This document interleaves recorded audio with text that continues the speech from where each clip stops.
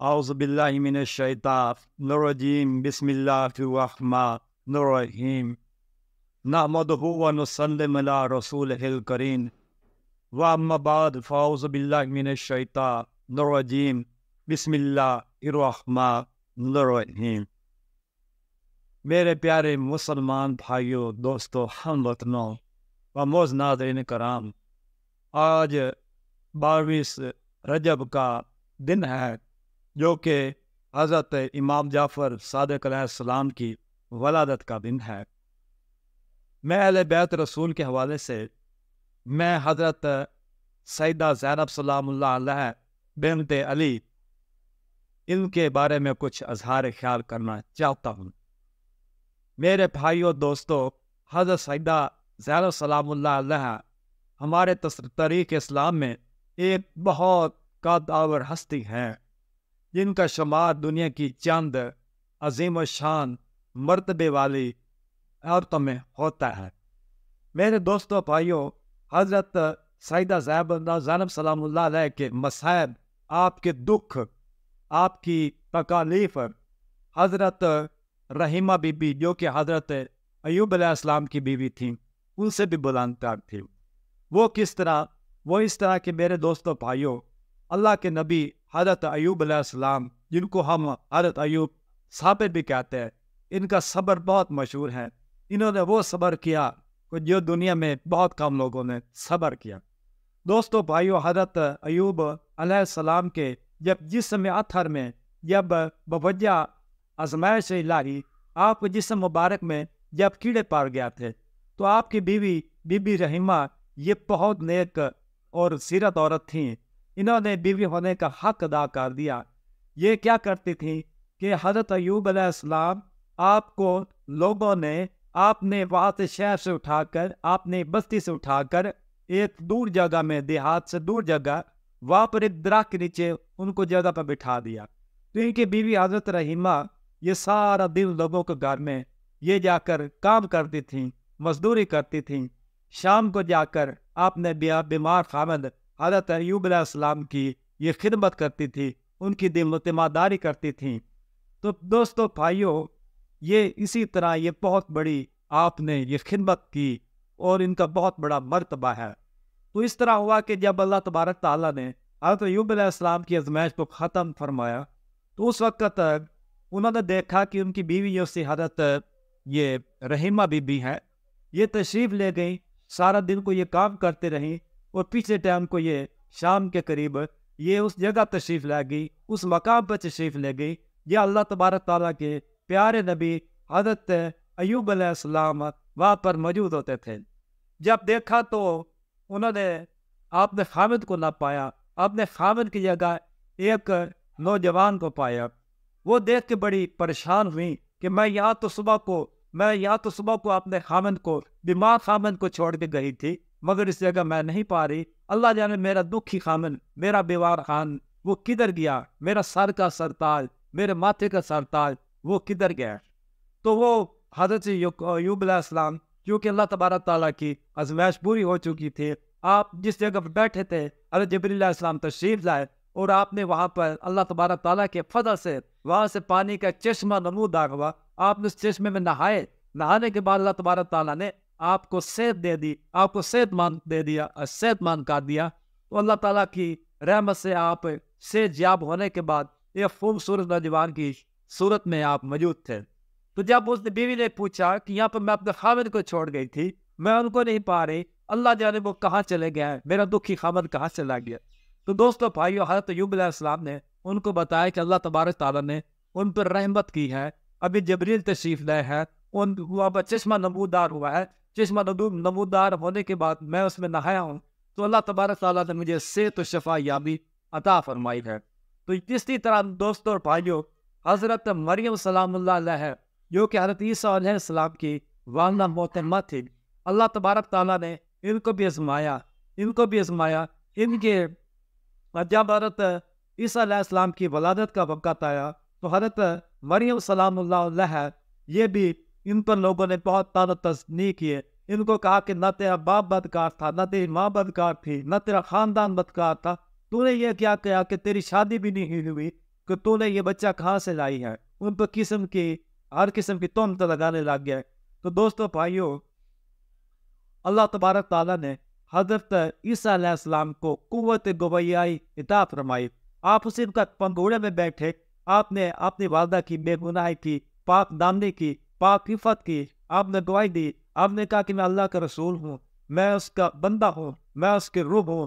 تو اسی طرح اللہ تبارک حضرت عیسیٰ علیہ السلام نے اپنی والدہ محترمہ حضرت حضرت مریم سلام اللہ علیہ کی شان میں یہ گواہی دی۔ تو دوستو، اللہ تبارک تعالیٰ نے اپنی بندی حضرت مریم سلام اللہ سے خوش ہو کر قرآن پاک میں، ہمارے قرآن پاک میں سورت مریم کو نازل فرما دیا۔ یہ بہت بڑا اعزاز ہے۔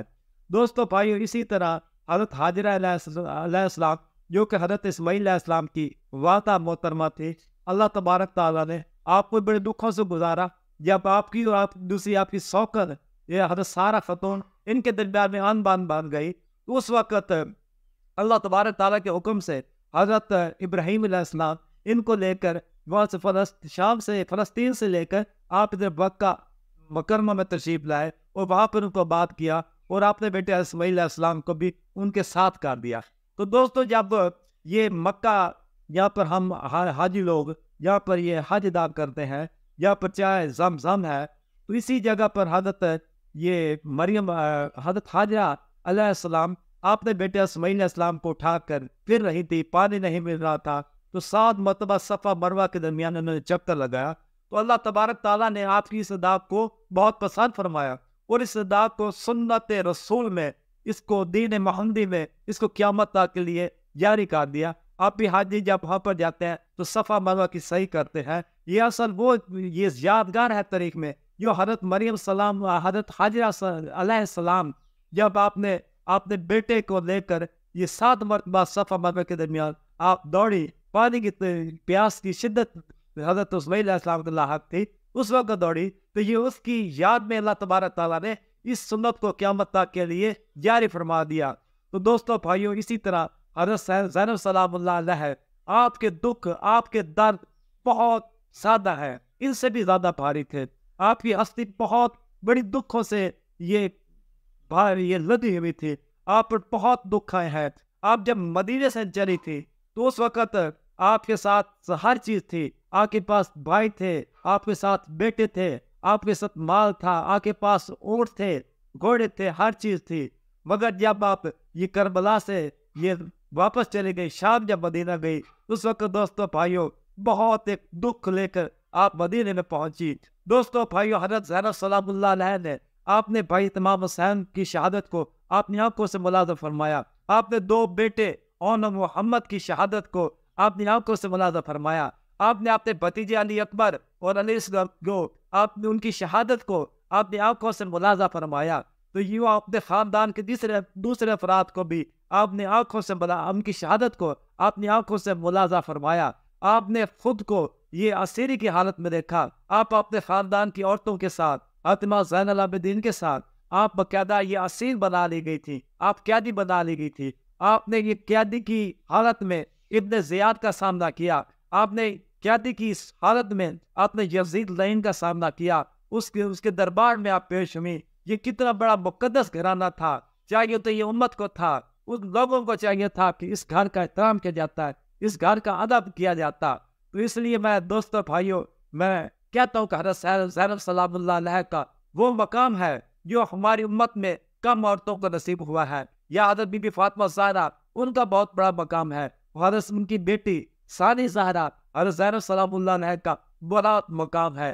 اس لیے میرے دوستو بھائیو، حضرت علامہ محمد اقبال نے ان کے بارے میں فارسی زبان کا شعر بہت مشہور و معروف کہا، حدیث عشق 2 باب است کربلا و دمشق، حدیث عشق 2 باب است کربلا و دمشق، یکی حسین رقم کر دے و دیگر زینب۔ ایک باب حضرت زینب حضرت حسین نے مدینے سے لے کر کربلا تک ایک قربانی کا ایک لازوال ایک باب حضرت امام حسین نے رقم فرمایا، جبکہ دوسرا باب یہ کربلا سے لے کر شام تک اسارت کے درمیان میں حضرت سیدہ زینب سلام اللہ علیہ نے سر انجام دیا۔ تو میرے دوستو بھائیو، یہ ہستی بہت بڑی ہے، یہ اسلام کے لیے یہ ستون ہے، یہ مضبوط ستون ہے. آج امت ان کے ساتھ وہ سلوک نہیں کر رہی، ان کے ساتھ وہ محبت نہیں کر رہی جو کہ ان کا حق تھا. ہم نماز میں درود و سلام پڑھتے ہیں، ہم کہتے ہیں اللہم صلی اللہ علی محمد وعلی آل محمد. دوستوں اور بھائیوں، یہ آل محمد امام حسن، حسین اور حضرت زینب پاک سلام اللہ علیہ ہیں. ہم ان پر درود و سلام بھیجتے ہیں تو ہماری یہ اللہ تبارک تعالیٰ نے اس چیز کو عبادت میں رکھ دیا ہے. اس سے بڑھ کے ان کا اعزاز کیا ہوگا. اسی لیے یہ امام احمد رضا خان بریلوی نے یہ صحیح ترجمانی کی ہے. انہوں نے یہ صحیح کہا ہے کہ تیری نسل پاک میں بچہ بچہ نور کا، تو ہے عین نور، تیرا سب گھرانہ نور کا. دوستوں اور بھائیوں، اہل بیت رسول اور ائمہ اہل بیت کا بہت بلند مقام ہے، اور میں اللہ تبارک تعالیٰ سے یہ دعا کرتا ہوں کہ ہمیں اس دنیا میں اور قیامت میں ان کا غلام اور بن کر دکھانے کی سچی توفیق نصیب فرمائے. وما علینا الا البلاغ المبین.